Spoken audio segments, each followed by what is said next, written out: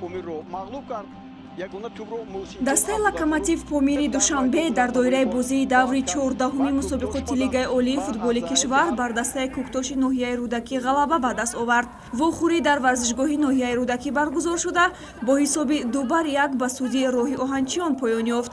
ҳисобро дар дақиқаи 33-ум бозигари Куктош Муҳиддин Одилов боз кард. 3 дақиқа пас Ҷонибек Шарифов таносубро барқарор сохт. Бо ҳамин ҳисоб дастаҳо ба танаффус баромаданд. Дар нимаи дуюми вохӯрӣ Ислом Зоиров муаллифи голи ғалабаовари Локомотив Помир гардид. ҳамакнун баъди ин пирӯзӣ Локомотив Помир 10 имтиёз касб карда ба зинаи 8-уми ҷадвал баромад.